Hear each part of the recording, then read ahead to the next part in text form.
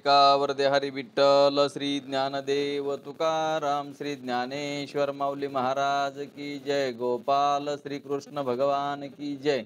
सच्चिदानंद रोहिदास भगवान की जय। सब संतन की जय। निर्डे महाराज आवाज चालू आहे तुमचा। आत्मरूप गणेशु केली स्मरण, होय सकळ विद्यांचे अधिकरण, तेची वंदू चरण सद्गुरूचे ते नमस्कारुणी आता। गुरुर्ब्रह्मा गुरुर्विष्णू गुरुर्देव महेश्वरा, श्री गुरु साक्षात परब्रह्मेन तस्मेन श्री गुरुरे नमः।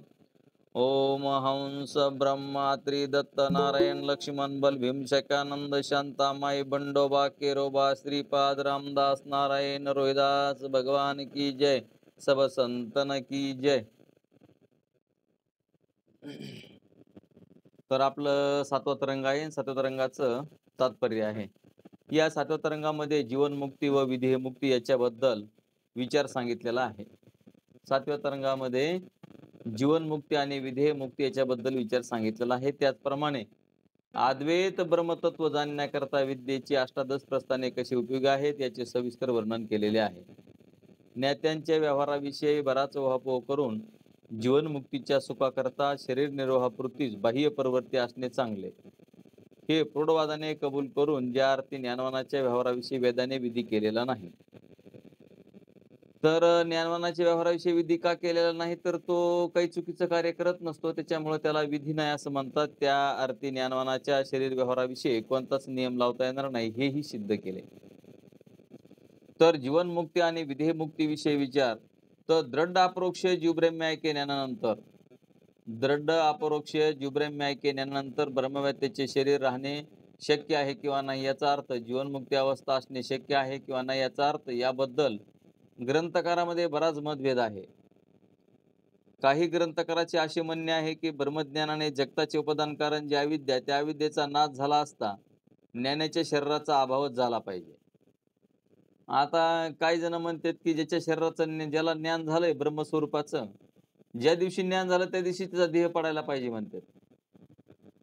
शंकाकार म्हणते त्याचा म्हणजे त्याला प्रारब्ध वगैरे राहायला नाही पाहिजे, मग तो मुक्त झालेला आहे ना, मग त्याला कसं काय प्रारब्ध, असा त्यांचा प्रश्न आहे। कारण उपादान करण्याचा नाश झाला असता कार्य राहत नाही, मग तिथं ते काय बघा समजून कसं घेता येत, ते म्हणतात की पटवून देता येते की मातीच नाही तर मग तिथं कार्य म्हणजे घट कसा राहील।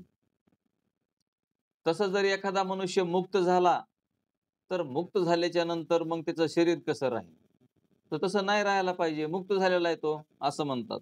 असा त्यांचा शंका आहे बघा, आणि ती शंका पटवून देता येते।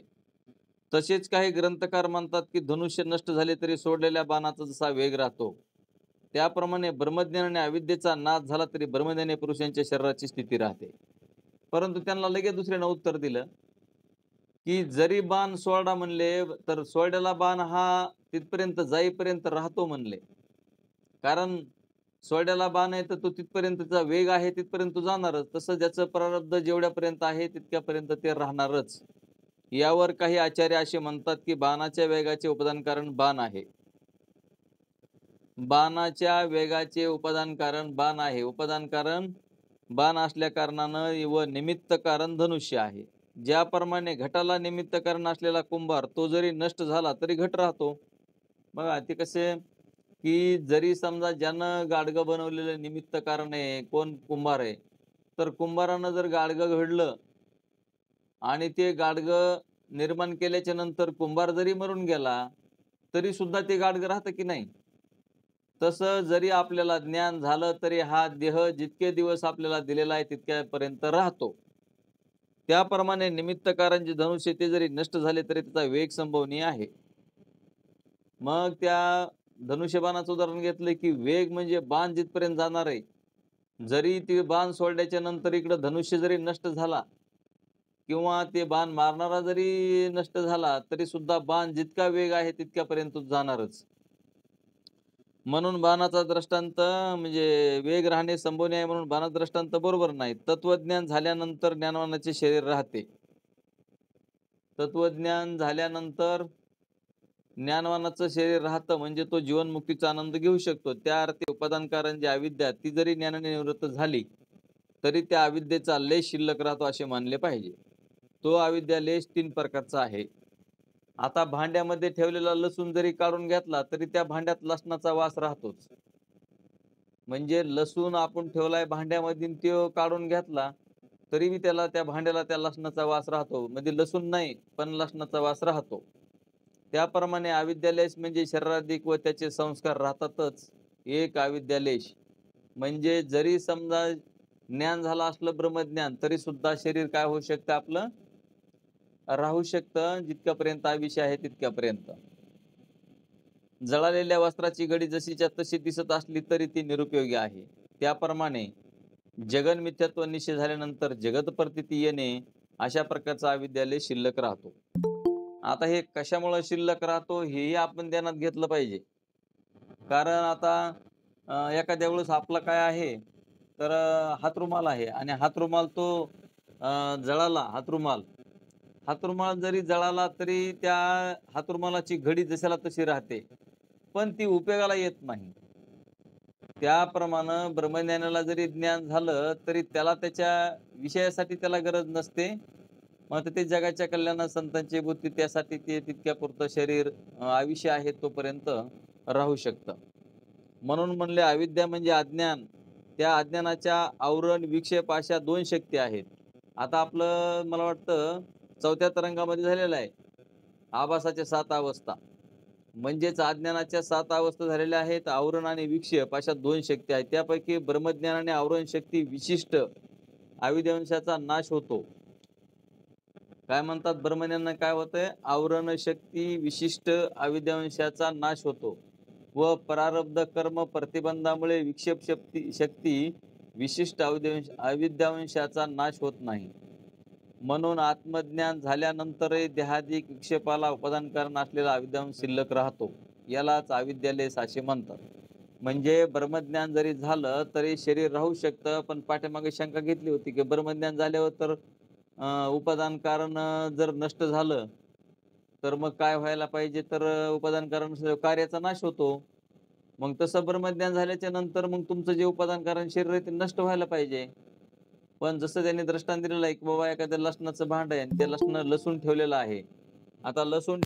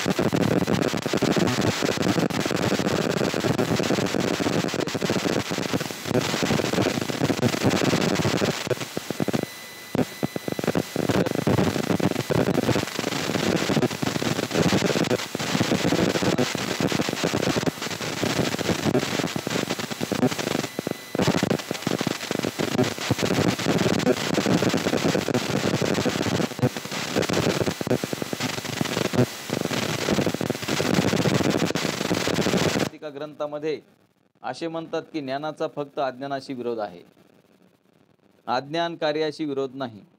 तर ज्ञानाचा विरोध कशाशी म्हणतात ते बघा, शास्त्रकार आपल्याला दुसरे पण सांगतात. पद्मपादाचार्य म्हणतात की शंकराचार्यांचे शिष्यच आहेत ते म्हणतात ज्ञानाचा विरोध अज्ञानाशी विरोध आहे, परंतु अज्ञान कार्याशी विरोध नाही. ज्ञान कार्याला विरोध करत नाही आणि कार्याला जर विरोध केला असता तर हे जगत तुम्हाला दिसलं नसतं. आता स्वरूप म्हणजे ज्ञानस्वरूप परमात्मा नाही का? इथून पाठीमागे लय युग झाले तेव्हा नव्हता का, आता नाही का, आणि पुन्हा राहणार नाही का? पण असला तरी हे जगत्रय असतं की नाही? म्हणून ते स्वरूप जे आहे सामान्य चैतन्य, ते सामान्य चैतन्य ह्या कार्याला विरोध करीत नाही. आणि कार्याला जर विरोध केला असता तर तुम्हाला जगतच दिसलं नसतं. अज्ञानाच्या विरोधी जर असतं तर. म्हणून आत्मज्ञानाने फक्त अविद्येची निवृत्ती होते. अविद्येची निवृत्ती म्हणजे उपादानकारणाची निवृत्ती झाल्यामुळे कार्याची निवृत्ती होते. पण ज्ञात्याच्या देहाधिकार्याच्या निवृत्तीला ज्ञात्याचे प्रारब्ध कर्म प्रतिबंध आहे. ज्ञानवानाला जरी ज्ञान झालं, तरी त्याचं प्रारब्ध कर्म हे प्रतिबंध करतं, म्हणजे जोपर्यंत आयुष्य आहे तोपर्यंत मृत्यू होत नाही देहाचा. यावरून ब्रह्मज्ञानानंतरही अविद्यालय शिल्लक राहतो हे सिद्ध होते. ब्रह्मसूत्राच्या समन्वयाधिकरणामध्ये जीवनमुक्ताचे वर्णन करतेवेळी अशरीरम वाव सतम न प्रिया प्रिय स्पर्शतः, छांदोग्योपनिषदामध्ये 8, 12, 1 या छांदोग्योपनिषद वाक्याचा असा अर्थ आहे की जो अशरीरी होतो त्याला प्रिय म्हणजे सुखदुःखे स्पर्श करू शकत नाहीत, असा आहे. या ठिकाणी अशरीरी याचा अर्थ शरीर रहित असा जर घेतला तर ज्याचे शरीर नाहीसे झालेले आहे त्याला सुखदुःख होत नाहीत, या म्हणण्यामध्ये काहीच अर्थ नाही. आता शरीर नसल्यावर सुखदुःख आहे तर नाही तर कसं कळन? शरीर आहे म्हणून तर आपल्याला सुखदुःख कळत आहेत. मेलेल्या माणसाला सुखदुःख होत नाहीत हे सांगण्यात विशेष असे काहीच नाही. आता मेलेल्या माणसाला सुखदुःखाचा काय प्रश्न आहे? कारण शरीर नाही, अंतःकरण नाही, तर सुखदुःख कसं होईल? म्हणून अशरीरी शब्दाचा अर्थ शरीराभिमान रहित म्हणजे शरीराधिक सर्व जगत बाधित झालेल्या पुरुषाला सुखदुःखादी होत नाही, असा सांगण्याचा श्रुतिवाक्याचा अभिप्राय आहे. ज्ञानोबरायाने देखील जीवनमुक्तीचे वर्णन अनेक ठिकाणी केलेले आहे. ज्ञानाग्न्याची निमुखे जेणे जाळलेली कर्मे आशेकेतो परब्रह्मची मनुष्य केवळ ओळखतो, मनोने सर्वापरी मुक्तू तो कर्मोची कर्म रहितू, सगुण परी गुणातीतू येत भ्रांती नाही. 114वी आणि ज्ञानेश्वरी अध्यायाच्या 4. ज्ञानेश्वरीमध्ये जीवनमुक्तच्या स्थितीचे वर्णन पुष्कळ ठिकाणी आलेले आहे. त्यातील काही आकडे खाली देत आहोत, म्हणजे मोक्षिणी पाहावे. तर अध्याय 18वा ओवी क्रमांक 397, अध्याय 5वा 39 ते 63 पर्यंत, अध्याय 4 93 ते 105 पर्यंत, अध्याय 3 271, 5वा ओवी 5व्या अध्यायामध्ये 157, 18 ओवी 415, 447, अध्याय 9मध्ये 409 पासून 413 ओवीपर्यंत, 10व्या अध्यायामध्ये 74 ते 79 पर्यंत, अध्याय 3मध्ये 68 ते 182, अध्याय 2मध्ये 355 इत्यादी ओवीमध्ये जीवनमुक्तीचे ज्ञानोबरायाने सविस्तर वर्णन केले ते पाहावे. मग आपल्याला वाटतं की जीवनमुक्ती कशाला म्हणते, ते जर तुम्हाला कळायचं असेल तर ज्ञानेश्वरी काढा, ह्या ओव्या काढा, इथं तुम्हाला अध्याय दिलेला आहे, ओवी क्रमांक दिलेला आहे, आणि त्याच्यामध्ये तुम्ही वाचून बघा. ज्ञानोबरायाने जे सांगितलेलं आहे ते समजून घ्या. आता तुम्ही म्हणजे मुक्तच झालेले आहात. आता तुमचा 7वा तरंग, आता सगळेच मुक्त झाले आणि आता तुम्हीच तरी कसं मुक्त व्हायचं राहता? मग आता तुम्ही मुक्त झालेला आहात, पण जर काही शंका असेल जीवनमुक्ती कशाला म्हणते, तर ज्ञानेश्वरी काढा आणि ह्या ओव्या पहा. माऊली ज्ञानोबरायाने जीवनमुक्ती न मानणाऱ्या पुरुषाची मोक्ष मेल्यापाठी आमाशी होईल असे जे म्हणतील ते अतिमूर्ख. मेल्यावर मोक्ष नसतो म्हणतात ते, याच देही याच डोळा बघू मुक्तीचा सोहळा. तर आपल्याला जर मोक्ष पाहिजे असेल तर आताच आपल्याला मोक्ष कळतो हे ध्यानात घ्या. या अभंगात चेष्टा केलेली आहे. या एकंदरी वचनावरून ब्रह्मज्ञान झाल्यानंतर अविद्यालयच राहतो असे मान्य भाग आहे. ब्रह्मज्ञान झाल्यानंतर जर ताबडतोब देह पडेल तर ज्ञानाचा उपदेश करणार कोण? कोणीच राहणार नाही.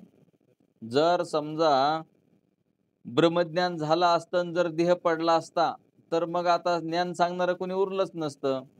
आता गुरुजी आहेत म्हणले, ज्या दिवशी गुरुजीला ज्ञान झाल्याबरोबर गुरुजीचं मरण आलं, तर मग ते लेकराला कोण शिकवी? तसं गुरुला जर ज्ञान झाल्याबरोबर गुरुचा देह जर पडत असता, तर मग असणार हे ज्ञानाची परंपरा चालू राहिली नसती. त्याचप्रमाणे मग असणार हे संप्रदाय सुद्धा उच्छिन्न झाला असता, म्हणजे कोणी सांगितलं असतं? म्हणजे ब्रह्मज्ञान झालं तरी देह राहू शकतो, त्यांना हे सांगायचंय.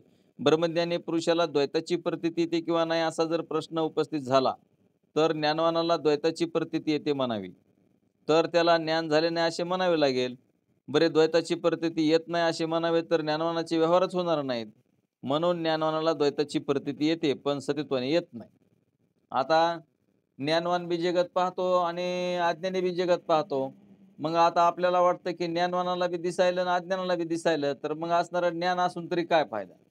पण ज्ञानवानाला एवढं माहिती आहे की दोरीवरला सर्प खरा नाही आणि अज्ञानाला माहिती की दोरीवर सर्प आहे. तर अज्ञानाला सर्प दिसायला लागला तर मग बेपान लागून दवाखान्यात न्यावं लागतं आणि ज्याला माहिती इथं दोरीचं आहे म्हणून त्याला कुठं न्यायची गरज नाही.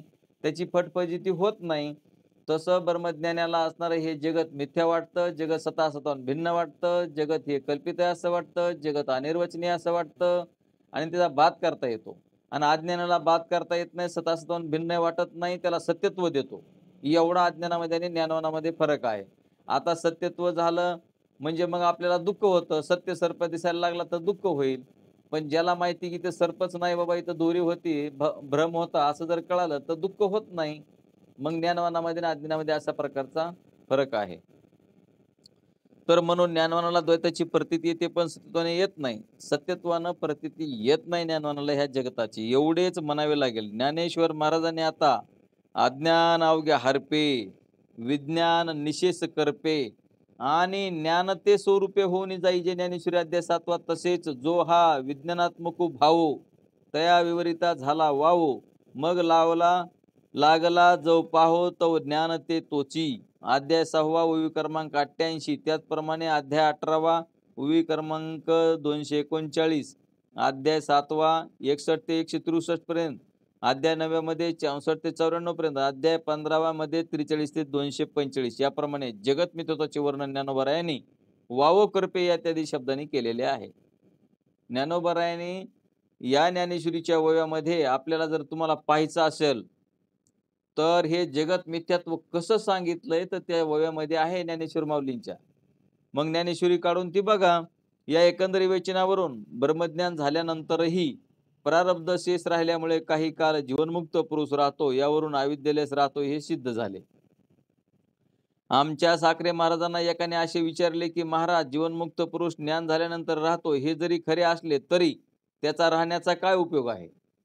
एक जणांना विचारलं बाबा. आता ते म्हणले ब्रह्मज्ञान झालं आणि एखाद्याचं शरीर राहिलं तर मग त्याचा काय उपयोग आहे? तेव्हा साखरे महाराजांनी त्याला असे उत्तर दिले, अरे ते राहतात म्हणून तर तुम्हाला ज्ञान मिळालं. हो, आता ते म्हणले ज्ञान झाल्यावर शरीर राहून काय करायचं? त्या दिवशी शरीर पडायला पाहिजे होतं. तर त्याचं उत्तर आहे म्हणले की बाबा ते राहिले म्हणूनच आपल्याला ज्ञान कळालं, नाही तर मग ज्ञान कळालं नसतं. ते जर राहिले नसते तर तुम्हाला उपदेश कोणी केला असता? तात्पर्य जीवनमुक्त अवस्था आहे हे अद्वैत सिद्धी म्हणजे हे ग्रंथाचे नाव येतं. अद्वैत सिद्धी, चित्सुकी, पंचपादिका, भामती, कल्पतरू, वेदांत परिभाषा आणि संक्षेप शारीरिक, त्याचप्रमाणे सूत्रभाष्य इत्यादी ग्रंथामध्ये जीवनमुक्तीचे वर्णन आलेले आहे. जर तसं नसतं तर म्हणले साधू संतांना जीवनमुक्तीचं वर्णन केलं नसतं, कारण ज्ञान झाल्याबरोबर देह पडत असता तर कुणी वर्णन केलं असतं आणि कुणी लिहून ठेवलं असतं. तर प्रत्येक साधू संतांनी जीवनमुक्तीनंतर सुद्धा देह राहतो, म्हणजे देह पडेपर्यंत आपल्याला जी जीवनमुक्ती आहे तोपर्यंत आपला देह म्हणजे प्रारब्ध आहे तोपर्यंत देह राहू शकतो आपल्याला. यावरून जीवनमुक्ती सिद्ध होते. विधेय कैवल्याबद्दल वादच नाही. आता विधेय कैवल्याबद्दल वाद करायची जरूरच नाही. मुक्त झाला, त्याचं शरीर पडलं, जीवनमुक्ती संपली, प्रारब्ध संपलं, तरी तो कैवल्य मुक्तीमध्ये म्हणजे परमात्म स्वरूपामध्ये स्थित राहतो. कारण ते फक्त एकच तत्व आहे, परमात्म तत्व, आणि त्याच्यामुळं सगळं होतंय, तर तो जाईल कुठं? वस्तू फक्त जगामध्ये दोन आहेत, ध्यानात घ्या. एक ब्रह्मचैतन्य आणि दुसरं जगत. तर ज्याला ब्रह्मज्ञान झालं त्याला फक्त चैतन्यच उरतं. हे सर्व जगत मिथ्या आहे, अनिर्वचनीय आहे, कल्पित आहे, सतासताहून भिन्न आहे असं त्याला माहिती झालेलं असतं, किंवा बाधित हे जग आहे. हे जग खरं नाही. आता तुम्हाला सांगतो, जपानमध्ये इकडं तिकडं सगळे आता राष्ट्र सगळे प्रगत झालेले आहेत. त्यांनी रोबोट सुद्धा तयार केलेले आहेत. आता रोबोट जर पाहिला का तर तुम्हाला माणसासारखा, लेडीज सारखा बनवलेला असतो रोबोट. ते तुम्हाला माणूस आहे का रोबोट आहे हे सुद्धा ओळखू येत नाही, एवढं तंत्रज्ञान विकसित केलंय. म्हणजे ध्यानात ठेवलं पाहिजे की ह्या जगतामध्ये हे पण सगळं मिथ्या आहे. मग रोबोट खरा आहे का? तर दिसायला तर खरा दिसतो, ती लेडीज बी खरी दिसती, पण ते खरं आहे का ते? आणि तसंच हे ईश्वर परमात्म्यानं केलेलं, निर्माण केलेलं जगत हे आपल्याला म्हणजे अज्ञानाला खरं वाटतं आणि ज्ञानवानाला, जसं की ज्याला ज्ञान आहे त्या रोबोटचं, ते म्हणतो रोबोट खरा नाही, हे रोबोट आहे. मग तसं असणारं हे ज्ञानवानाला कळतं की जगत मिथ्या आहे म्हणून. जगत सत्य नाही, एकच चैतन्य. अशा दोन वस्तू आहेत जगामध्ये. एक जगत आणि दुसरं परमात्मा. तर जगत मिथ्या आहे आणि परमात्मा सत्य आहे. परमात्म्यावर हे होतंय आणि जातंय, हे ध्यानात घ्या. विधेय मुक्तीचे वर्णन ज्ञानेश्वरीमध्ये अनेक ठिकाणी आलेले आहे. पुढती जे तेत गेले ते न घेतीची मागोती पाऊले महोदधी का मिनले स्तोत्र जैसे. का लवनाची कुंजरी सुदलिया लवन सागरे होईच न माघारे परती जैसी. नाना गेली अंतराळा न येतीची वन्नी ज्वाळा नाही तप्त लावून निजळा निघणे जेवी. तेवी मजसी एक वाट जे झाले ज्ञाने चोखट त्या पुनरावृत्तीची वाट मोडिली गा. तर ह्या अशा ज्ञानेश्वर माऊलींच्या ओव्या ह्या विधेयमुक्तीचं वर्णन करण्यासाठी आहेत. आता मिठाची हत्तीन केली म्हणले आणि ती जर पाण्यामध्ये टाकली तर ते कुठं जाईल? म्हणजे हत्तीनच बनली होती मिठापासून. आता मीठ कशापासून बनलं? पाण्यापासून. आणि ती हत्तीन गेली पाण्यामध्ये. आता ती हत्तीन कुठं गेली मग? हत्तीन राहती का? दिसती का हत्तीन? तर ती बनलीच होती मिठाची आणि मीठ बनलं होतं पाण्यापासून. मग आपल्याला ते सगळं मिथ्या आहे त्यांनी करून दाखवलं बघा. मिठाची हत्तीन केली मीठ आणि ती पाण्यामध्ये टाकली. तर मग आता ह्या मिठाचं हत्तीनीचं काय करावं लागतं? उपदान कारण ध्यानात घ्यावं लागतं. मग ते उपादान कारणामध्येच लीन होत असतं. तसं हे जगत परमात्म्यापासून बनलेलं आहे आणि परमात्म्यामध्येच विलीन होतं. ध्यानात ठेवा. तसं त्याचप्रमाणे म्हणले आता ह्या अध्याय ज्ञानेश्वरी 15व्या अध्यायामध्ये 8व्या अध्यायामध्ये ह्या जे ओव्या क्रमांक दिलेल्या आहेत इथं, त्या ओवी क्रमांकामध्ये तुम्हाला जर पाहायचं असेल तर विधेयमुक्ती कशाला म्हणते ते पहा. याप्रमाणे विधेयमुक्तीचे वर्णन अनेक ठिकाणी आलेले आहे. जीवनमुक्ती, विधेयमुक्ती ही सर्व शास्त्रकारांना, श्रुती समर्थींना, त्याचप्रमाणे सर्व संतांना मान्य असून अनुभव सिद्ध आहे. हे काही कोणाच्या एकासाठी म्हणणं नाही. हे जेवढे साधू संत होऊन गेले, जेवढे अवतारिक देव आले, या सर्वांना जे शंकराचार्य असतील किंवा साधू संत असतील, तुम्ही कोण्याही साधू संताचं नाव घ्या, प्रत्येकाचे ग्रंथ तुम्ही चाचपडून बघा, पहा. त्याच्यामध्ये श्रवण करा, त्याचं मनन करा आणि ते पाहिल्याच्या नंतर तुमच्या ध्यानामध्ये येईल, की प्रत्येकाचं म्हणणं काय आहे. त्याच्यासाठी हा विचारसागर ग्रंथ तर प्रक्रिया ग्रंथ आहे, पंचीकरण विचारसागर ग्रंथ. हे ग्रंथ झाल्याशिवाय आपल्याला ज्ञानेश्वरी कळत नाही, भागवत कळत नाही ना कोणताच ग्रंथ कळत नाही. कारण तिथं काय म्हणाले तेच कळत नाही. आता इथं सुद्धा व्यवहारामध्ये सुद्धा तशीच भाषा आहे, पण आपल्याला त्या व्यवहाराचा अनुभव असतो म्हणून आपल्याला कळतं. आता ते पाठीमागं मी तुम्हाला सांगितलं होतं, की अंगात कपडे घाला. आता अंगात कपडे घाला म्हणजे काय करा? अंगात कपडे घालता येतात का? का अंगावर कपडे घालायचे? तर ही तशी भाषा असते बोलण्याची भाषा. तर अंगात कपडे घाला म्हणजे माणसं अंगात कपडे घालीत नाहीत, अंगावर कपडे घालतात. हे आपल्याला ज्ञान आहे त्याचं. तसं ध्यानात घ्यावं लागतं. साधू संत सुद्धा बोलताना बोलतात. पण आपल्याला त्यांची भाषा कळत नाही आणि मग आपण त्याचा विपरीत अर्थ घेतो. मग विपरीत अर्थ घेतल्यानंतर आपल्याला आता समजा पायात बूट घाला. आता पायात बूट घालतात का? का बुटात पाय घालतात? पण बुटात पाय घाला असं कोणी म्हणत नाही. पायात बुटात पाय घाला असं म्हणतात. आहे का नाही? म्हणजे पायात बूट घाला असं म्हणतात. मग आता ती कशी भाषा आहे? तर ही व्यावहारिक भाषा आपल्याला कळते, पण साधू संतांची भाषा कळत नाही. म्हणून तर म्हणले. अर्थ लोपली पुराणे नाश केला शब्द ज्ञाने विषय लोभी जन साधनची बुडविले. म्हणून असणार आपल्याला काय होतंय, तर मग असणारे हे प्रक्रिया ग्रंथ जर आपण शिकलो नाहीत, पंचीकरण बघितलं नाही, विचारसागर बघितला नाही, वर्ती प्रभाकर बघितला नाही, साधू संतांची भाषा कळत नाही. आपण अनुग्रह घ्यावा लागतो. अनुग्रह घेऊन चिंतन करावं लागतं. चिंतन करून मग असणारं हे शास्त्र कळत असतं. वरती स्थिर अंतःकरणामध्ये ही भाषा कळत असते स्थिर अंतःकरणामध्ये. आता आपल्याला समजा जर ऐकायचीच इच्छा नसेल, तर पुन्हा बाकीचा पुढचा काय विषय? तर तसं ध्यानात घ्या. नामचिंतनानं, अनुग्रहानं, सद्गुरूच्या कृपेने, ईश्वर कृपेने हे सगळं होतं आणि मग अंतःकरण कृपा, आत्मकृपा होत असते. तर मग हे सर्व साधू संतांना मान्य आहे. पुराणवाक्य व शास्त्रवाक्य यांच्यातील विरोध परिहार, पुराणवाक्याचा या तरंगामध्ये विरोध परिहार केलाच आहे. व्यवहारामध्ये असे दिसून येते की भस्म लावणारे शिवोपासक आणि समर्थ यांना पाहिल्याबरोबर आता हे बघा, आता पाठीमागं आपलं काय चाललं होतं, पुराणवाक्य आणि शास्त्रवाक्य यांच्यातील परस्पर विरोध. तर हे पाठीमागं झालंय आपल्या तरंगामध्ये. तर ते काय म्हणतात की आता हे महादेवाचे भक्त बघितलं की आपण काय करतो, ते कपाळाला आडवं विभूत लावतात. आता मला वाटतं निर्डे महाराजांनी पण लावलंय बघा. आपले कुंभार साहेब बी लावतात, आहे की नाही? आणि कोणी पण लावतं तसं काही नाही. ते कोणी ज्याला आता समजा ज्यांनी महादेवाची पोथी लावली, तर ते सुद्धा लावतात. आपण बी सुद्धा लावतो समजा. तर आम्ही सुद्धा लावित होतो असं असं भस्म लावायचं असं आडवं. तर असं आता मग आता यांनी काय सांगायलेत, की विष्णूची सेवा करणारे ते लावीत नाही म्हणले. विष्णूची सेवा करणारे वेगळंच लावतात. महादेवाची सेवा करणारे वेगळंच लावतात. ते महाकालीची सेवा करणारे असं एवढं मोठं कुकू लावतात असं. असं गोल कुकू एवढं मोठं लावायचं आहे का नाही? म्हणजे प्रत्येकाचं लावण्याची सिस्टम अलग-अलग आहे. तर म्हणले मग आता महादेवाची सेवा करणारे म्हणजे भस्म लावणारे शिवोपासक आणि समर्थ यांना पाहिल्याबरोबर वीर वैष्णव काय म्हणतेत? म्हणजे वैष्णवाची सेवा करणारे म्हणतात, की लोकांच्या कपाळाला तिडीक उडती म्हणले. कोण्या? विष्णूची सेवा करणारे. कारण ते महादेवाला मानीत नाहीत. आता महादेवाला न मानणाऱ्याला काय वाटणार? यांच्याबद्दलचा निंदा तिरस्कार करतात म्हणले. तसेच वैष्णवांना पाहून आता वैष्णवाला बघितलं, की म्हणले मग हे महादेवाची सेवा करणाऱ्याला माहिती असतं, की हे आपली निंदा करतात म्हणून. मग ते म्हणतात, "हे बघा ना," म्हणले, "कशाचे वैष्णव आहेत," म्हणले.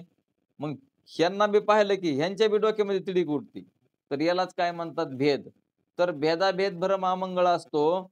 तर वैष्णवांना पाहून शिवोपासकाच्या कपाळाला तिडीक उठते. आपल्या संप्रदायाहून निराळा संप्रदाय बघितला, की तिरस्कार बुद्धी निर्माण होते. याचा अनुभव सर्वांना आहेच. आता इथं जर व्यवहारात बघायला गेलं, तर तुम्हाला सांगतो संप्रदाय सुद्धा अनेक आहेत. मग ते स्वतःला म्हणतात, आता हे आपला आनंद संप्रदाय. ते म्हणतात आम्ही आनंद संप्रदायाचे आणि आमचा श्रेष्ठ संप्रदाय. पुन्हा दुसरा एखादा म्हणतो चैतन्य संप्रदाय. नाही, नाही चैतन्य संप्रदायाचा आमचा श्रेष्ठ. कुणी म्हणणार प्रकाशच संप्रदाय श्रेष्ठ. म्हणजे आपापल्याचं स्वतःचं वर्णन करायचं आणि दुसऱ्याला निंदा करायची. तर हे वेदांताचं रहस्य न कळल्यामुळं, देव न कळल्यामुळं हे एकामेकाची निंदा करतात किंवा द्वेष करतात.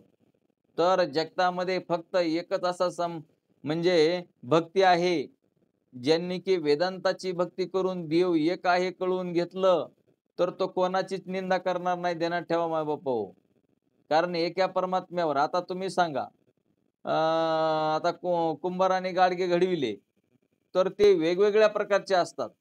मग मी म्हणतो वेगवेगळ्या प्रकारचे बनवले गाडगे. आता छोटं जर गाडगं बनवलं तर त्याचं तोंड वेगळंच आहे.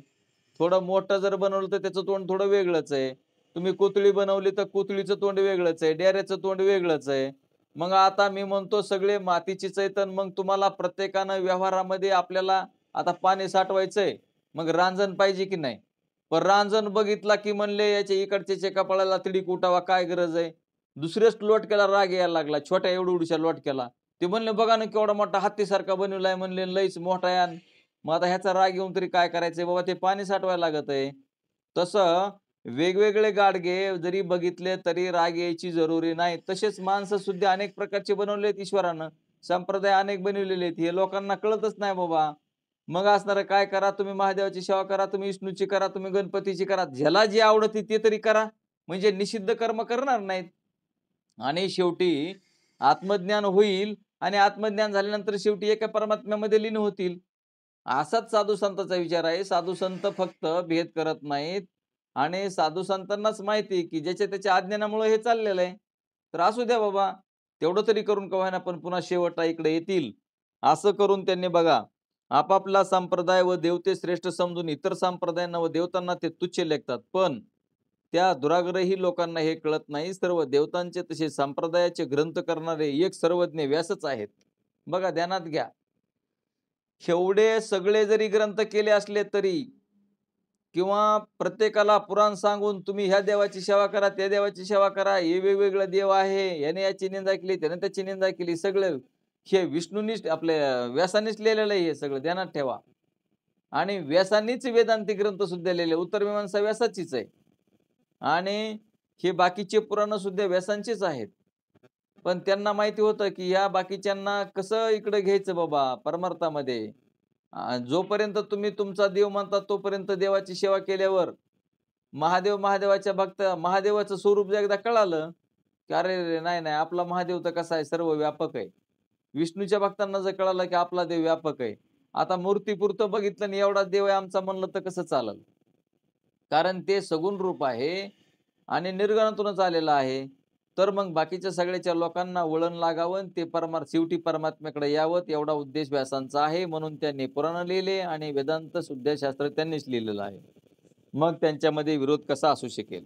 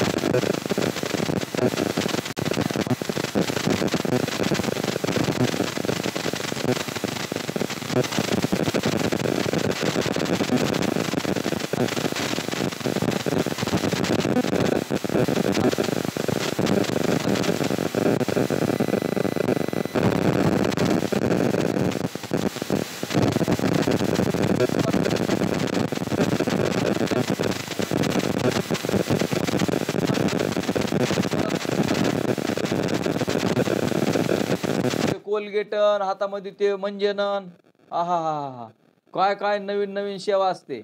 आणि तुम्हाला सांगतो जसा जसा जुना होईल का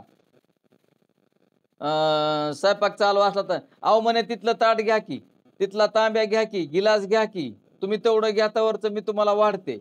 आता मी स्वयंपाक करते ना, असं आहे की नाही? आता आहे की नाही असं? आंघोळ नाही म्हणले तिकडे पाणी तुम्हीच ठेवा, तुम्हीच गरम करा, तुम्हीच कपडे घ्या, तुम्हीच आंघोळ करा, सगळं अशाच रीतीने आहे. सिस्टीम ध्यानात घ्या. तर ही अशीच असते. तर आपलं कुठं आलतं आता आपण जर हे असं जास्त बोलत राहिलो तर आपला पाठ राहतोय. तर पुराण वाक्य व शास्त्र वाक्यांची तरी प्रसूतीसाठी चाललेलं आहे आपलं. तर म्हणले ते माया विशिष्ट परमात्मा कारण ब्रह्म आहे, तो सर्वांना उपास्य आहे. पण बुद्धिमांद्यत्वाधिक दोषामुळे त्या कारण ब्रह्माची उपासना सर्वांना घडणे शक्य नाही. आता बुद्धिमांद्य म्हणजे बाबा आपल्याला हे कळत नाही कारण ब्रह्म काय आहे ते, आणि त्याच्यामुळं मग सेवा करायचं कळत नाही. म्हणून भगवान व्यासाने अनेक पुराणांची रचना करून त्या पुराणामध्ये त्या देवतेचे वर्णन, श्रेष्ठत्व वर्णन केलेलं आहे. मग सेवा करायची तर काय करायला पाहिजे, तर सगुणाची सेवा करायला पाहिजे. निर्गुणाची सेवा करता येत नाही, ध्यानात ठेवा. आणि निर्गुणाला काही लागत नाही. आणि जर समजा सगुणानं जर मागायला सुरुवात केली का, तर कोणी मग तेच म्हणाले मी तुम्हाला आता जे दृष्टांत सांगितलं त्यासाठीच आहे.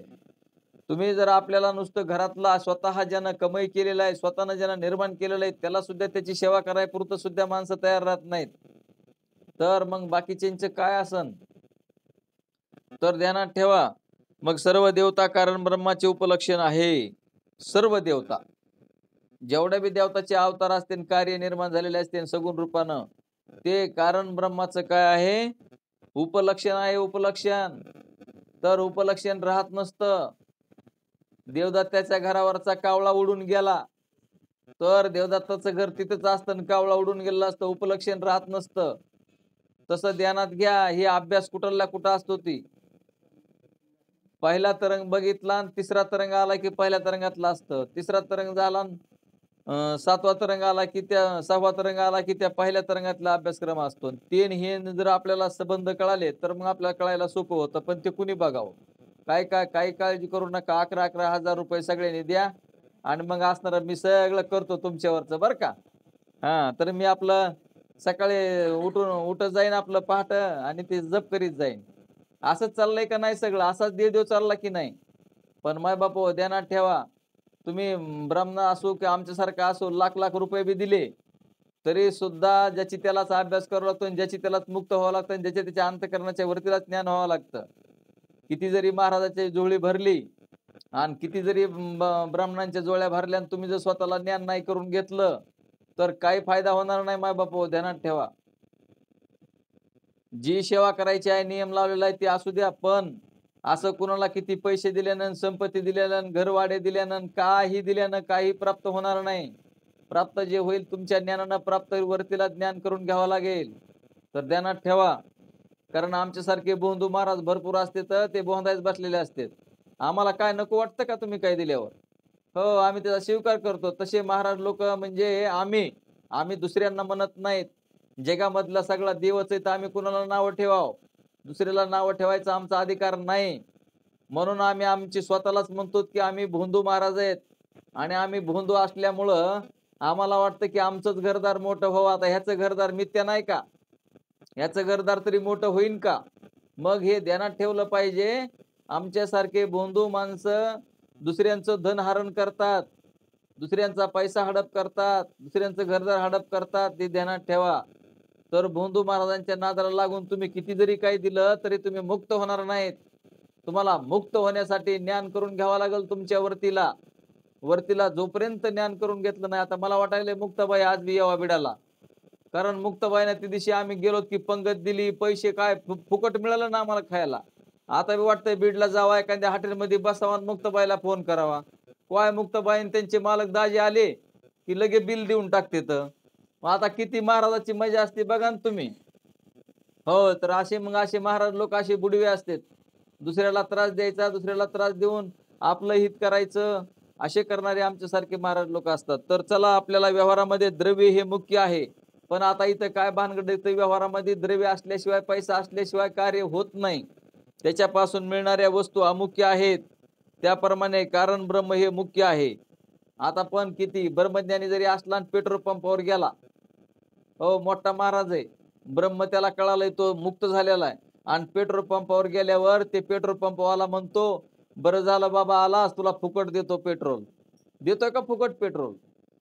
ते पहिल्या अगोदर पैसे टाक म्हणतोय आणि पुन्हा पेट्रोल टाकतोय, नाही का?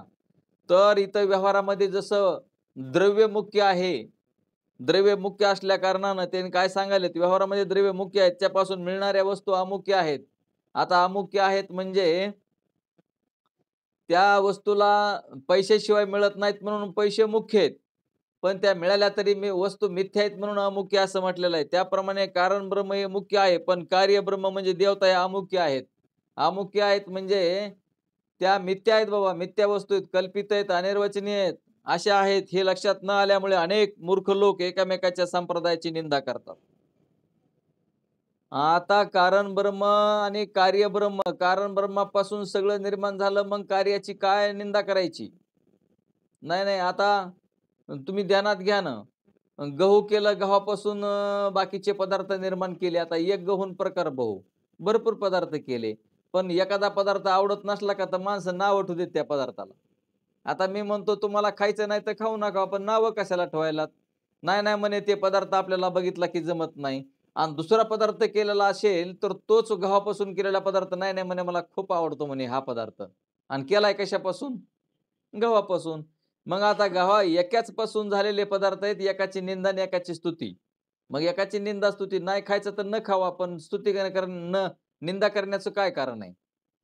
तसं एकाच कारण ब्रह्मापासून सर्व जगत्र निर्माण झालेलं आहे आणि सगळ्यांनी परमार्थ करावा आणि एक चैतन्य हे समजून घ्यावं. त्यांना कळतच नाही तर मग त्यांना गोडी गुलाबीनं सांगण्यासाठी पुराणं केले, अनेक गोष्टींची भीती दाखविली, तर आता तरी हे परमार्थ करतेन. आणि जरी आपण म्हणलो की भीती दाखविली, भीती नाही, आता समोरासमोर आपला तडाखे आहेत का नाही?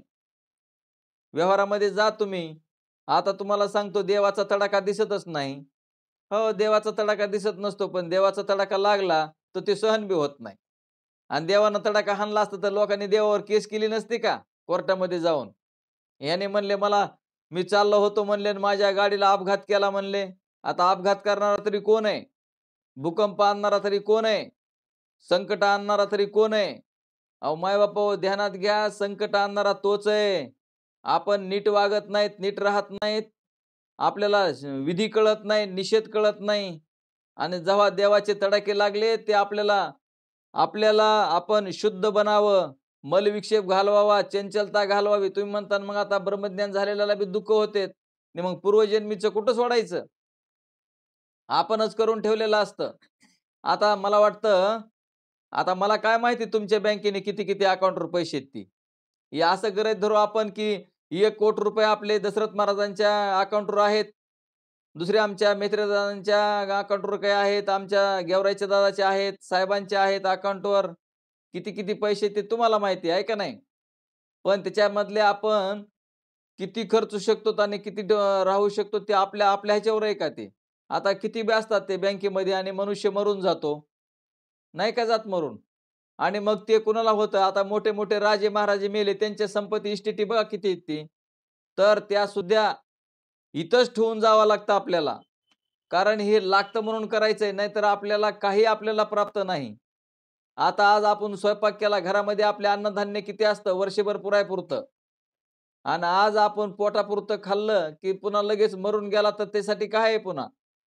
पण माणसाला काय आहे, माणूस चिंता करतो, टेन्शन घेतो विनाकारण. काही गरज नसती टेन्शन घ्यायची. पण चला आपला आता विषय इकडे लांबायला लागलाय. तर म्हणले सर्व देवता कारण ब्रह्माचे उपलक्षण आहे. व्यवहारामध्ये द्रव्ये मुख्य आहेत, त्यापासून मिळणाऱ्या वस्तू अमुख्य आहेत. त्याप्रमाणे कारण ब्रह्म हे मुख्य आहे व कार्य ब्रह्म म्हणजे देवता या अमुख्य आहेत. हे लक्षात न आल्यामुळे अनेक मूर्ख लोक एकमेकाच्या संप्रदायाची निंदा करतात. तर निंदा करण्याचं काही कारण नाही. अज्ञात्वा शास्त्र हृदयम मूढो वक्त्यान्य अन्यथा या विद्यारण्य स्वामीच्या वचनाप्रमाणे मूर्ख उपासक एकमेकाची निंदा करतात. मूर्ख उपासक म्हणले एकमेकाची निंदा करतात. सर्व संप्रदायाचे प्रवर्तक एक भगवान व्यासच आहेत. सर्व संप्रदाय म्हणले कुणी केलेले आहेत? भगवान व्यासांनीच निर्माण केलेले आहेत, म्हणजे प्रवर्तक. सगळ्यांना मार्गदर्शन करून एका ठिकाणी आणायचं काम भगवान व्यासांचंच आहे. त्यांच्यामुळे मुळीच मतभेद नाही.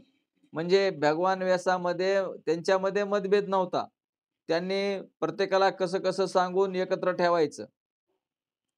आता बघा ना आपल्यामध्ये किती प्रकारचे किती जण आहेत आपले साधक समजा. आपण असं करू 10 साधक आहेत 10. तर प्रत्येकाचे अंतःकरण वेगवेगळं असल्या कारणानं, मन वेगवेगळं असल्या कारणानं, प्रत्येकाची बुद्धी वेगवेगळी असल्या कारणानं प्रत्येकाला समजून सांगताना वेगवेगळं सांगावं लागतं. आमचे गृहमंत्री म्हणते सगळ्यांना एकच सांगायचं. एकच सांगितलं तर नाही मेळ लागत. आता एकाचा अधिकार वेगळा असतो, दुसऱ्याचा अधिकार वेगळा असतो, तिसऱ्याचा अधिकार वेगळा असतो. आणि म्हणून म्हणले अधिकार तैसा करू उपदेश. प्रत्येकाला आलं तर ज्याच्या त्याच्या प्रश्नाप्रमाणे उत्तर द्यावं लागतं आणि त्याचं समाधान झालं पाहिजे. अशा पद्धतीनं असतं हे. पण त्यांचे अनुयायी लोक निष्कारण मत्सर करतात. आमचे साखरे महाराजांनी त्यांना एक दृष्टांत देत मासत जन्माता आंधळे असलेले 4 आंधळे एकत्र जमले. आता हे जन्मताच म्हणले आंधळे असलेले 4 आंधळे एकत्र जमले. दृष्टांत ध्यानात घ्या कशासाठी ते. 4 जण जन्मले, जन्मताच आंधळेत हे 4 जण. त्यांच्या पुढे एक हत्या आणून उभा केला. आता आंधळ्या माणसांच्या पुढं हत्या आणून उभा केला. हे दृष्टांत कशासाठी तर ध्यानात घ्या. चांगला छान दृष्टांत आहे. तर एक हत्या आणून उभा केला आंधळ्यांच्या पुढं आणि त्या आंधळ्याने हत्तीला चाचपून पाहिले. बघा त्या आंधळेली म्हणले आता काय करा तुम्हाला दिसत तर नाही. हात लावून बघा म्हणले तुम्ही आता हे हत्ती कसा आहे ती. ज्याच्या हाताला कान लागला, आता आंधळ्यानं काय केला हात पुढे केला की त्या हत्तीचा कान लागला. मग त्यानं काय सांगितलं हत्ती सुपासारखा असतो. बघा आंधळा काय म्हणतोय एक हत्ती कसा आहे तर सुपासारखा, म्हणजे कान त्याच्या हाताला लागले आणि ते सुपासारखा म्हणतो. कारण हे आंधळ्याला सुपाचा अनुभव होता. म्हणून याच्यावरून त्यांनी ठरवलं की हत्ती कसा आहे तर सुपासारखा. असा निश्चय केला. ज्याच्या हाताला पाय लागला तर त्यानं एका आंधळ्यानं काय केलं त्या हत्तीच्या पायाला हात लावला. ते म्हणतो हत्ती खांबासारखा. असा निश्चय केला. हत्तीच्या विषयी प्रत्येकाने वेगवेगळा निश्चय करून एकामेकामध्ये भांडण लागले. आता ध्यानात ठेवा माय बापाओ. 4 जणांना 4 ठिकाणी हात लावला हत्तीच्या ठिकाणाला आणि मग ते हत्तीला प्रत्येकजण कुणी म्हणतंय खांबासारखा आहे तर कुणी म्हणतंय सुपासारखा आहे, असं वेगवेगळे आकार सांगू लागले. आणि 4 जणांचे भांडणं लागले. आता हत्ती कसा आहे म्हणून यांना सांगता येत नाही आणि भांडणं केल्याशिवाय राहत नाहीत आणि भांडणं केल्यावर काय होतं हे आम्हाला माहिती आहे. तर कोण म्हणाला हत्ती सुपासारखा असतो, कोण म्हणाला हत्ती खांबासारखा असतो. आता जन्मताच ते आंधळे, त्यांना हत्ती कळणार कसा? कळणारच नाही. ध्यानात घ्या माय बाप्पा हो. मग देव कसा, संप्रदाय काय, जग काय आहे, हे सगळं आपल्याला काही न कळता आपण भांडणं भांडणं सुरू करतो की नाही? काय कारण आहे? अज्ञान आहे. कारण त्या आंधळ्याला दिसत नव्हतं. जिथं हात लावावा तशा प्रकारचा हत्ती म्हणले. तसं मग हे म्हणते तर आमचा देव हे, ते म्हणताय ते आमचा देव त्यो. आता बाबा देवच तुम्हाला माहिती नाही, तुम्ही वेगवेगळ्या कारणाने वेगवेगळं सांगायला लागले. तर ध्यानात घ्या त्याप्रमाणे शास्त्राचे मनोगत ज्यांना माहीत नाही, असे ज्ञानांध उपासक भांडत बसले तर त्यांचे नवल काय? हो, ध्यानात ठेवा देव माहिती नाही. मग कुणी म्हणा लागलंय आकृत्या तयार करते सोन्याच्या, तांब्याच्या, मूर्तीच्या, दगडाच्या, लाकडाच्या, पितळाच्या आणि ह्याला देव म्हणायचं. आणि बाबा हो ध्यानात ठेवा ज्ञानेश्वरीमध्ये काढून बघा 13व्या अध्यायामध्ये. म्हणले हे 2-2 आणि 4-4 महिने यात्रा करतेत. 4 धाम करतेत, 2 धाम करतेत आणि देवाला घरामध्ये कोंडून जातेत, देवाला उपाशी ठेवतेत, देवाला अंघोळ घालीत नाहीत. तुम्ही सांगा ना आता, आम्ही 4 धामला चाललो, घरातल्या देवाला काय पुन्हा अंघोळ आहे का पुन्हा? नाही, नाही तुम्हीच सांगा ना, काय सेवा ती बरोबर आहे का? घरचा देव नाही का रागवायचा मग? तुम्ही देव्हाऱ्यामध्ये करून देव ठुले आणि त्या देवाला अंघोळ्या नाही घातल्या, त्या देवाला निवद नाही दाखविला आणि तुम्ही इकडे 4 धाम करायला लागले. तर तेव्हा देवाने उपाशी राहायचं का मग? मग तुम्हीच सांगा बरं मग आपल्या आपल्या या देव्हाऱ्यातले देव आता आपण मांडले का कोणी मांडले? बरं आमचं मत असं नाही की तुम्ही देव्हाऱ्यात देव मांडू नये असं नाही. पण देवाची सेवा करत होतात आणि 4 धामला गेल्यावर मग त्या देवाने काय करायचं? नाही का त्या देवाला राग यायचा आणि त्या देवाला राग आल्यावर मग आपलं कसं होईल? आहे की नाही? कारण तुम्ही त्याला सत्यत्व द्यायलात ना त्या देवाली. मग सत्यत्व दिल्यावर जर त्या देवाला जर राग आला तर मग आपली काय काय होईल आपलं? म्हणून माय-बाप हो ध्यानात घ्या देव म्हणजे काय आहे ते. देव म्हणजे असणारं तुम्ही कोण्याही जीवाचा न घडो मत्सर, वर्म सर्वेश्वर पूजनाचे. पण आपल्या हे ध्यानात येत नाही. आपण म्हणतो महाराज, अहो तुम्ही कसं काय रागवता एवढं? अहो महाराज शिकवण्यासाठी रागवावंच लागतं. छडी लागे छम छम विद्या येई घम घम असं काहीतरी आहे बाबा ते. आहे की नाही? हो छडी लागे छम छम विद्या येई घम घम असतं की नाही? हो.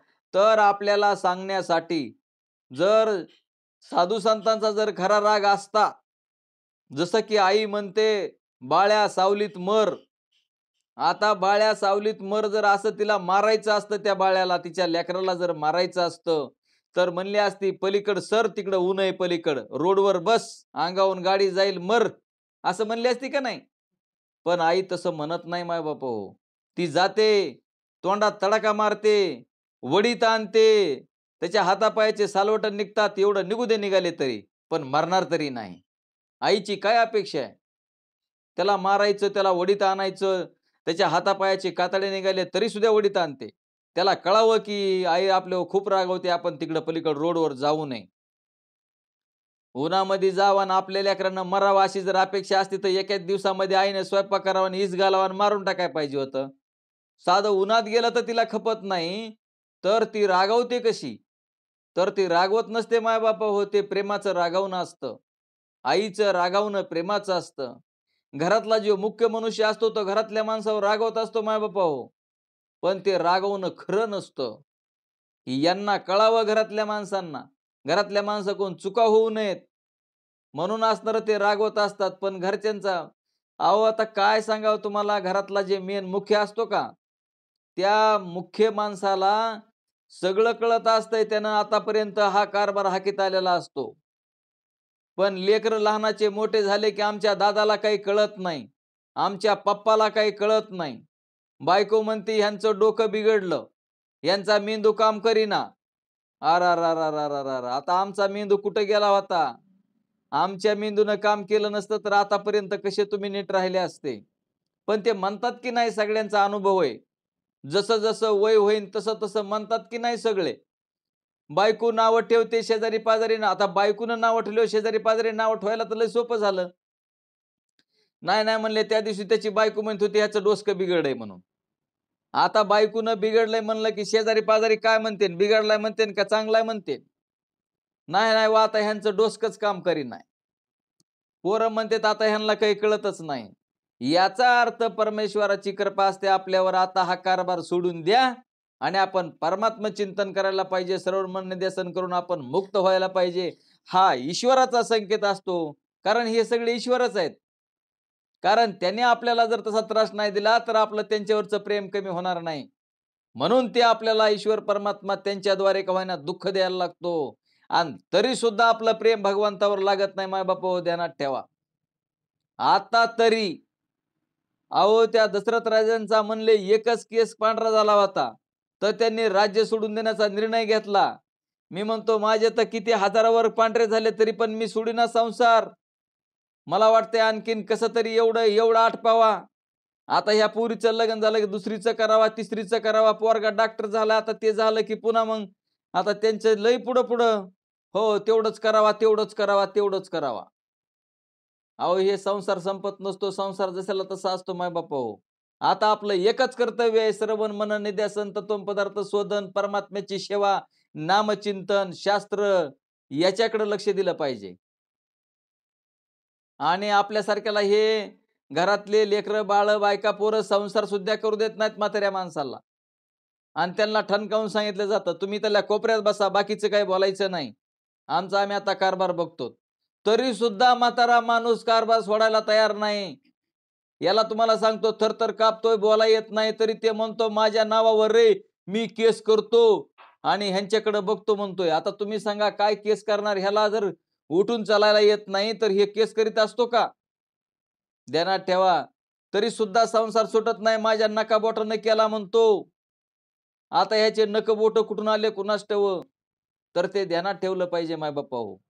हा संसार आपला नाही, हा संसार ईश्वराचा. ईश्वरानं दिला. जेवढ्या पुरता दिला तेवढ्या पुरता दिला. याचं कारण एवढंच आहे, या देहाचं, मनुष्य देहाचं परम कर्तव्य आहे परमात्म स्वरूपाची प्राप्ती. आणि परमात्म स्वरूपाची प्राप्ती जोपर्यंत होत नाही, आपल्याला कळत नाही आहेच परमात्मा प्राप्त, प्राप्ताची प्राप्ती आपल्याला भ्रम घालवायचा आहे फक्त. आणि जगाचं सत्यत्व गेलं की असणारा परमात्माच शिल्लक आहे. तर आपला मला वाटतं टाइम बी तर होतच आलाय, पण आता आज मला वाटत होतं संपन, पण आज संपत नाही. उद्याच्याला संपन असं वाटतंय हा पाठ. चला उद्याच्याला संपत आहे. उद्याचा आपला लास्ट दिवस. तर एवढा पॉइंट घेतो म्हणजे याच्यापर्यंत येतो. तर म्हणले बघा सर्व संप्रदायाचे प्रवर्तक एक भगवान व्यास आपला आंधळ्याचा दृष्टांत झाला आपला. याप्रमाणे हत्तीविषयीच्या प्रत्येकाने वेगवेगळा निश्चय करून एकामेकात भांडू लागले. कोण म्हणाला हत्ती सुपासारखा असतो, कोण म्हणाला हत्ती खांबासारखा असतो. जन्मांदच ते त्यांना हत्ती कळणार नाही, कळणारच नाही. त्याप्रमाणे शास्त्राचे मनोगत ज्यांना माहीत नाही असे ज्ञानांदोपासक भांडत बसले तर त्यांचे नवल काय, ते भांडणारच. आता आंधळे माणसाने जसं भांडण केलं हत्तीसाठी, हे सुपासारखा म्हणतो, ते खांबासारखा म्हणतो, ते असाय म्हणतो, तसाय म्हणतो, तसे हे शास्त्रकार भांडणं करायला लागले. प्रत्येक म्हणतात की हा माझा देव आहे, ते म्हणतो माझा हे देव आहे, माझा अं, हे जे आता देव सांगितले ते 4-5 आपल्याला, गणपती, देवी, सूर्य, विष्णू, महादेव, हे सगळेजण भांडायला लागले एकामेकामध्ये. आमचा देव असाच आहे म्हणायला लागले. अहो देव कसा आहे ते कळून घ्या. देव तसा नाही. देव निर्गुण निराकार आहे, परमात्मा स्वरूप आहे, एकच देव आहे, आपण सगळे एकच आहोत. भांडण्याची जरुरी नाही. भांडण केलं तर काय प्राप्त होतं ते आपल्याला माहिती आहे. मग आता आंधळीचं भांडण काय उपयोगाचं आहे? कारण हत्ती तसा आहे का? तर हे ध्यानात घ्यायचं. भगवान शंकराचार्यांनी सर्व देवतांच्या स्तुतीपर अनेक स्तोत्रे लिहिलेली आहेत. यावरून सर्व देवता पूज्य आहेतच. अधिकार परत्वे त्या देवतांची उपासना सांगितलेली आहे. वारकरी संप्रदाय हा आदिव संप्रदाय असल्यामुळे या संप्रदायाचे जे प्रवर्तक माऊली ज्ञानोबराय, एकनाथ महाराज, तुकाराम महाराज, नामदेवराय, सर्व साधू संतांनी हरिहरामध्ये भेद मुळीच नाही हे आपल्याला अभंगातून अनेक ठिकाणी वर्णन केलेले आहे. काही ठिकाणी सूर्यदेवतांच्या उपासकाची निंदा केलेली दिसते. त्याचा अभिप्राय असा आहे की ज्ञान देणाऱ्या ज्या विष्णू, शंकर इत्यादी देवता त्यांची उपासना करावी. इतर सुल्लक फल देणाऱ्या देवतांची उपासना भगवत भक्ताने करू नये. एवढ्याकरिता इतर देवतांची तुच्छता साधू संतांनी आपल्या ग्रंथात वर्णन केलेली आहे.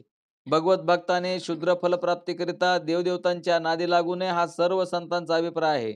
भगवान शंकराचार्य आणि मंडन मिश्र यांचा वाद झाला.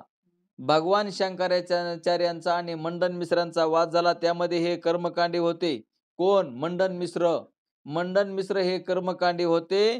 त्यांचे म्हणणे वेद बोधित यज्ञ यागादी कर्मानेच मोक्ष प्राप्त होते असे होते. आता तुम्ही म्हणता वाद म्हणजे आता शंकराचार्य मंडन मिश्र बी वाद करीत होते का? वाद करीत होते म्हणजे एकूणमेकाला समजून सांगण्याच्या रीतीला वाद असं म्हणतात. इथं वाद म्हणजे एकूणमेकाला भांडणं हाणामाऱ्या नाही, तर समजून सांगण्याच्या रीतीला वाद असा शब्द आहे शास्त्रामध्ये. मग या दोघांचा वाद लागला तर मंडन मिश्र म्हणाले की कर्म श्रेष्ठ आहे, कर्म उपासनेला श्रेष्ठ तो दिलं. शंकराचार्य म्हणले ज्ञानाने मोक्ष आहे, हे म्हणतात कर्म उपासनेनं मोक्ष आहे. तर शंकराचार्यांनी वाद करून त्यांच्या मताचे खंडन केले. शंकराचार्यांनी वाद करून म्हणजे समजून सांगून, वाद करूनचा अर्थ समजून सांगून त्यांच्या मतांचं म्हणजे मंडन मिश्रांच्या मताचं खंडन केलं. कर्म उपासनेनं मोक्ष होत नाही, कर्म उपासनेनं फक्त अंतःकरण शुद्धी होते. तर त्यामध्ये वेदबोधित कर्माचे खंडन केले नसून कर्माने मोक्ष प्राप्त होतो या म्हणण्याचे खंडन केले. वेदबोधित कर्माचे खंडन केले नाही. तर काय खंडन केलं? तर मग ते म्हणले आपल्याला कर्म उपासना कराय कुठं सांगितली महाराजांनी? अहो, जोपर्यंत देह आहे तोपर्यंत कर्म उपासना व्हायची राहत नाही, तोपर्यंत आपण कर्म उपासना करत असतो. असणारं पद्धतशीर असणारं त्या नियमाप्रमाणे चाललं पाहिजे, तीच कर्म उपासना आहे. कर्म उपासनेचा अर्थ तुम्ही नित्य नियमानं वागून, दुसऱ्यांना त्रास न देता, दुसऱ्याची निंदा न करता, आत्मस्वरूप समजून घेऊन कर्मामध्येच राहावं लागतं. शरीरच कर्माचं आहे, कर्मातूनच आलेलं आहे, कर्मच करावं लागतात. परंतु वेदबोधित कर्मानं सुद्धा मुक्त होत नाही म्हणण्याचा अर्थ अंतःकरण शुद्धी झाली की ज्ञान होत असतं, ज्ञान आयतच आहे. याचाच अर्थ तुम्हाला कर्म उपासनाच असणारं शुद्ध अंतःकरणाने करत चालावं लागतं. कधी संपत्ती महाराज कर्म उपासना? देह आहे तोपर्यंत. तर त्या फक्त त्याच्यातच राहू नये, त्याच्यानं अंतःकरण शुद्धी होते आणि मग असणार आपल्याला आयताच मोक्ष आहे. मोक्ष मिळवायची गोष्ट नाही महाराज. तर ध्यानात घ्या. मग त्याच्यामुळे वेदबोधित कर्माचे खंडन केले नसून कर्माने मोक्ष प्राप्त त्या म्हणण्यामध्ये खंडन केले. वेदबोधित कर्माचे खंडन केले नाही. आता पहिल्या दुसऱ्या तरंगामध्ये अधिकाऱ्याचे वर्णन करताना ज्याच्या अंतःकरणातील मलविक्षेप दोष गेलेले आहेत व आवरण दोष जाण्याची इच्छा आहे, तसेच विवेक, वैराग्य, समाधी, षटक, मुमुक्षुता या साधन चतुष्टयाने युक्त जो आहे तो वेदांतशास्त्राचा अधिकारी आहे असे म्हटलेले आहे. पण त्या ठिकाणी ब्राह्मण, क्षत्रियादी वर्णाचा व सन्यादी आश्रमाचा विचार केलेला नाही. वेदवाक्य श्रवणाचा शूद्राला तसेच ब्राह्मणांच्या स्त्रिया जरी असल्या तरी त्यांना अधिकार नाही अशी वेदाज्ञा व श्रेष्ठांचा संप्रदाय आहे. पण याच्यावर माणसांना आपल्याला नित्य निरतेशी अशा मोक्ष सुखाची प्राप्ती व्हावी अशी इच्छा असणे संभवनीय आहे. मग एखादा शूद्र माणसाला किंवा स्त्रीला जर परमानंद प्राप्तीची इच्छा झाली तर त्याला उपाय काय, हे समजून देण्याकरिता त्याबद्दल थोडासा खुलासा करणे आवश्यक आहे. तर आपण हे उद्याच्या पाठामध्ये बघू. कारण हे आता आज काही संपत नाही. 2-4 पानं आहेत, 5 पानं आहेत, उद्याला संपत आहे आपला विचारसागर. तर हे आपण उद्या घेऊ. बोला पुंडलिका वरदा हरी विठ्ठल श्री ज्ञानदेव तुकाराम श्री ज्ञानेश्वर माऊली महाराज की जय. गोपाल श्री कृष्ण भगवान